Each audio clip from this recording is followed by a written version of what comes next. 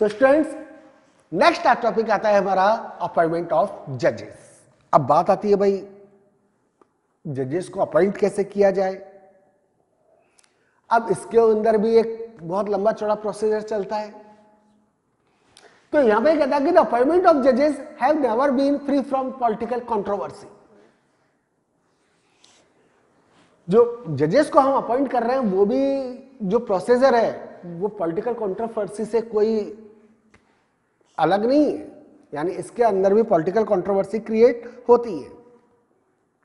It is a part of the political process, यानी appointment जो जजेस को अपॉइंट किया जाता है वो भी एक पॉलिटिकल प्रोसेस का पार्ट है। अब इसके ऊपर एक रहा है कि it makes a difference who serves the Supreme Court and high court, और यही चीज एक डिफरेंस क्रिएट करती है कि कौन पर्सन सुप्रीम कोर्ट या हाई कोर्ट का जो जज है वो क्या है, और किस बेस के ऊपर a difference in how the constitution is interpreted, कि यानी वो कॉन्स्टिट्यूशन को कैसे इंटरप्रेट कर रहा है, कैसे व्याख्या एक्सप्लेन कर रहा है, ये उसकी सोच के ऊपर निर्भर करता है।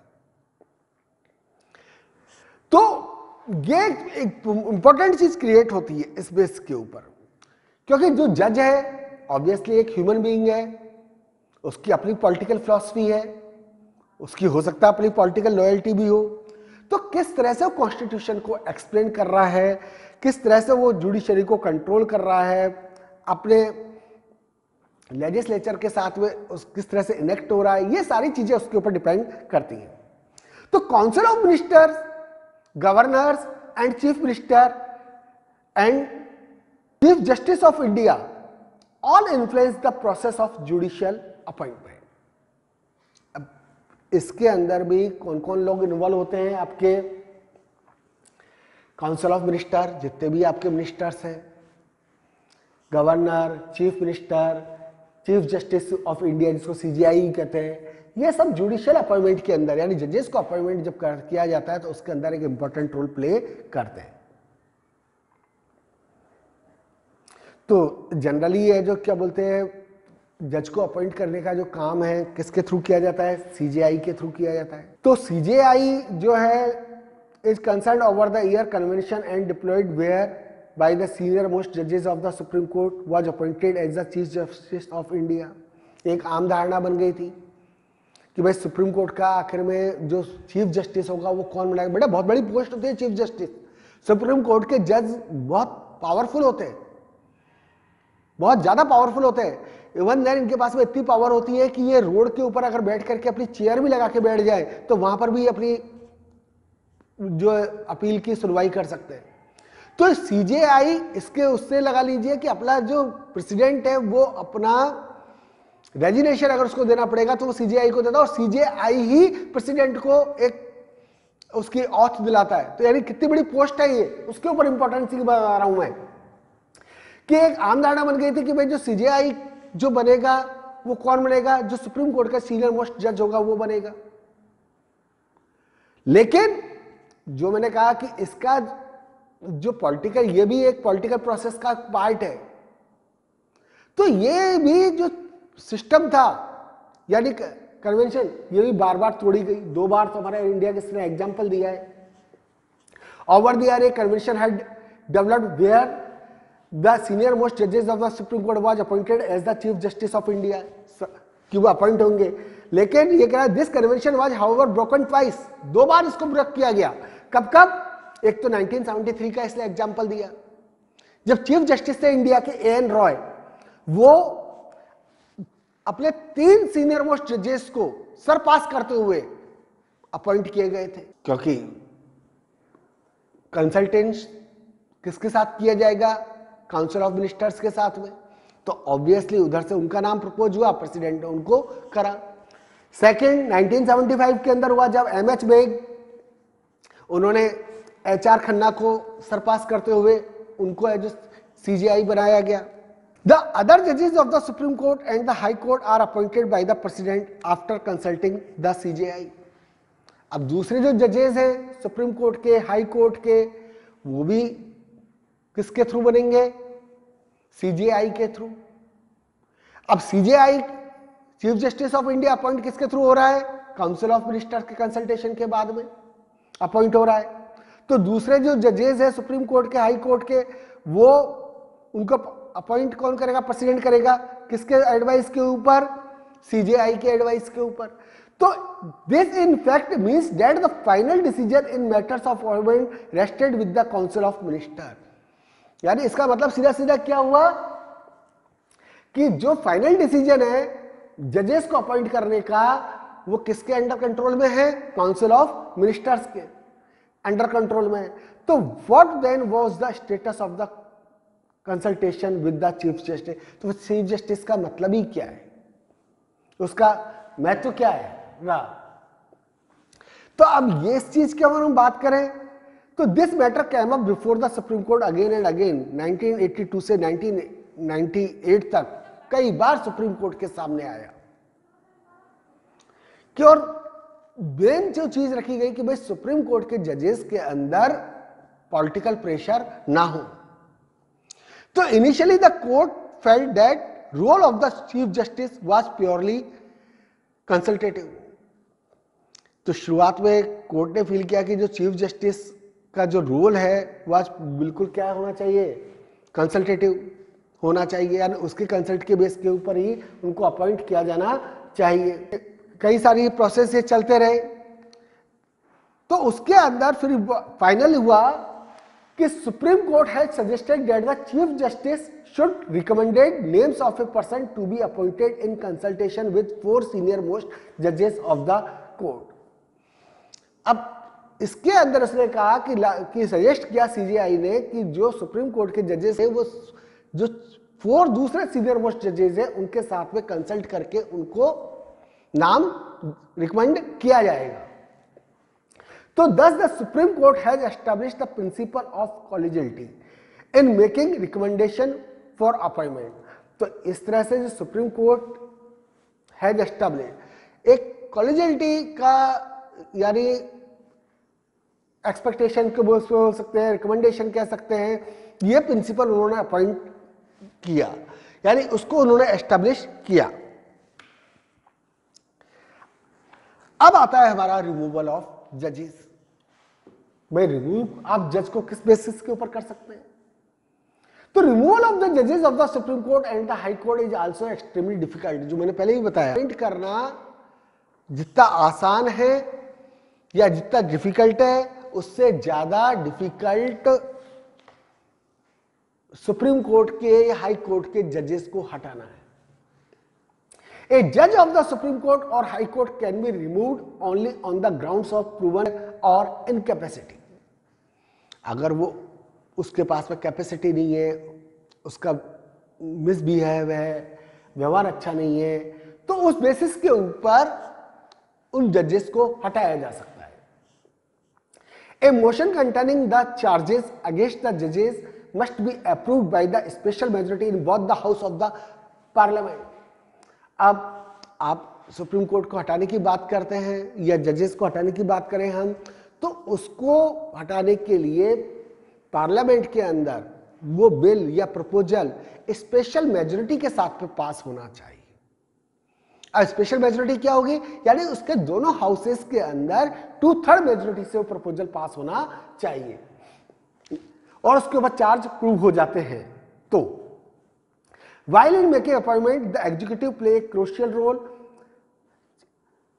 the legislature has the power of removal। अब आप जब उसको अपॉइंट कर रहे हैं जज को, उसके अंदर इंपॉर्टेंट रोल किसका है? काउंसिल ऑफ मिनिस्टर का है। लेकिन जज को जब आप हटाते हैं तो उसके अंदर मेन जो रोल है किसका है? पार्लियामेंट का है। दोनों ऑर्गन अलग अलग हो गए। तो ऐसा किस लिए किया गया? This has ensured both balance of power and independence of the judiciary, जिससे कि दोनों के अंदर एक बैलेंस बना रहे और जुडिशरी एक इंडिपेंडेंटली रह करके अपना वर्क कर पाए। तो so far only one case of removal of a जज of the Supreme Court came up for consideration before parliament. अभी तक केवल एक केस आया है सुप्रीम कोर्ट के सामने कि भाई उनके जजेस को हटाया जाए। और ये केस था बेटा आपका 1991 के अंदर आया था और ये भी एक अनसक्सेसफुल अटेम्प्ट हुआ था। 1991 के अंदर एक सुप्रीम कोर्ट के जो जस्टिस थे उन्होंने साइन बाय उनके अगेंस्ट के अंदर 108 मेंबर्स जो थे पार्लियामेंट के, उन्होंने साइन कर दिया प्रपोजल। अब प्रपोजल साइन हुआ, उसके ऊपर डिस्कशन चालू हो गया। 92 के ईयर के अंदर आफ्टर पार्लियामेंट जब स्टार्ट हुई तो रिमूवल का प्रोसीजर चालू हुआ, डिस्कस होता गया। मैं बहुत शॉर्ट में बता रहा हूं, लेकिन फाइनली हुआ क्या, वो जो प्रपोजल पास तो हुआ, लेकिन पास किस बेस के ऊपर हुआ,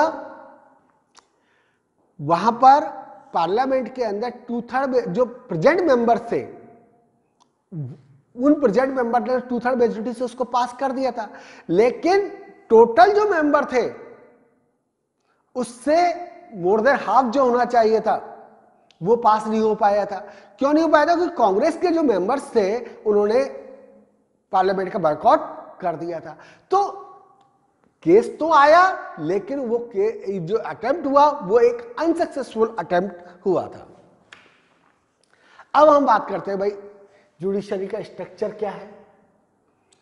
तो judiciary, supreme court final authority, वहीं से चालू कर रहा हूं। जितनी भी कोर्ट है सब उसके अंडर में आती है। Its decision are binding on all courts, यानी जितनी भी कोर्ट है उसका डिसीजन जो है वो सारे कोर्ट, जितने भी लोअर कोर्ट है, हाई कोर्ट है, उन सबको मानना पड़ता है।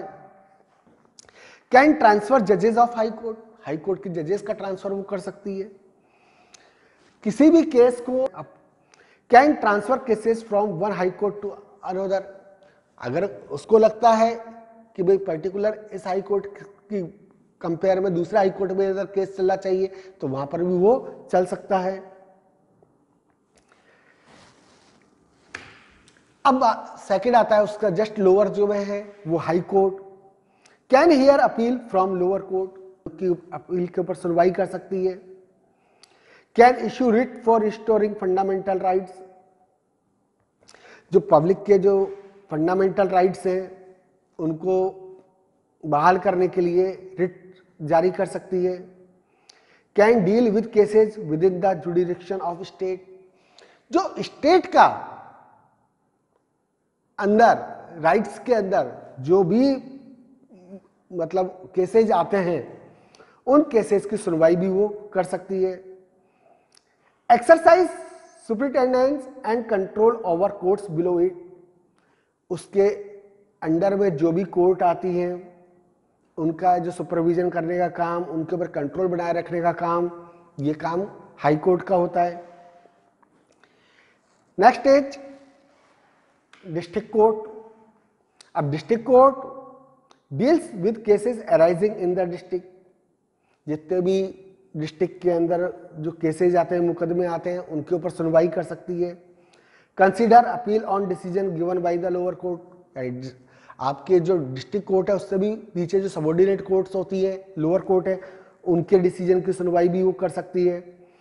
Decide cases involving serious and criminal cases, जो सीरियस केसेस हैं, क्रिमिनल केसेस हैं, उनके ऊपर अपने फैसले सुना सकती है। तो ये सुप्रीम डिस्ट्रिक्ट कोर्ट का। अब सबऑर्डिनेट कोर्ट की बात करें तो consider cases of civil and criminal nature, civil और क्रिमिनल केसेस के ऊपर वो अपने विचार कर सकती है। तो ये एक क्राइटेरिया था इसका।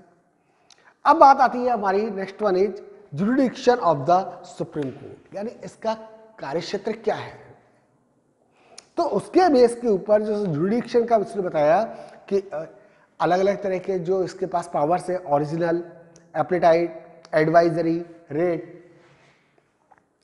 तो और स्पेशल पावर की बात करेंगे इसी। तो ओरिजिनल के अंदर क्या है कि settle dispute between union and state and amongst states, इसके अंदर वो अलग अलग स्टेट्स के अंदर या सेंट्रल गवर्नमेंट या स्टेट गवर्नमेंट के बीच में अगर कोई डिस्प्यूट क्रिएट हो जाता है तो उसके ऊपर अपना फैसला दे सकती है। एप्लेट के अंदर कह रहा है कि tries appeals from lower court in civil, criminal and constitutional cases, तो जितने भी सिविल केसेज हैं या क्रिमिनल केसेज हैं या कॉन्स्टिट्यूशन से रिलेटेड जो केसेज हैं उनके सवालों से जुड़े जितने भी उसके अंडर के अंदर जो कोर्ट आते हैं उनके मुकदमों की सुनवाई वो कर सकती है। थर्ड वन इज एडवाइजरी, अब एडवाइस भी दे सकती है। Advice the president on the matter of public importance and law, जो जनहित से जुड़े मामले हैं या किसी कानून के मसले के ऊपर अगर प्रेसिडेंट उससे एडवाइस मांगता है तो उसके ऊपर भी वो अपनी एडवाइस दे सकती है। नेक्स्ट है रिट, ये एक बड़ी इंपॉर्टेंट चीज है। Can issue writ of HEPS corps, यानी कई तरह की ये रिट भी इश्यू कर सकती है आपके फंडामेंटल राइट्स को प्रोटेक्ट करने के लिए। प्रोविशन सेरिटोरियल, यानी इसको आप जबरदस्ती किसी को बंदी नहीं बना सकते, जिसको बोलते हैं पर बंदी प्रत्यक्षीकरण बोलते हैं इसको, उसके ऊपर रिट दायर कर सकती है। And quo warranto to protect the fundamental rights of the individual, और किसी को आप जबरदस्ती मतलब एक्सप्लॉइट नहीं करें, उसके अधिकारों का हनन नहीं करें, उसके ऊपर भी ये रिट दायर कर सकती है। Special power can grant special leave to an appeal from the any judgment or matter passed by any court in the territory of India. तो यहां पर ये कह रहा है कि उसके पास में एक स्पेशल लीव का भी है कि किसी भी केस को जो उनके अंडर में आता है जो कि हमारे इंडियन यूनियन से रिलेटेड है उसके ऊपर भी अपने डिसीजन वगैरह वो दे सकती है। सो स्टूडेंट थैंक यू, ये फर्स्ट पार्ट हमारा हुआ। आगे के पार्ट के अंदर हम ये जितनी भी जो उसकी जुडिक्शन का जो एरिया है उसके बारे में हम स्टडी डिटेल में नेक्स्ट टॉपिक में करेंगे।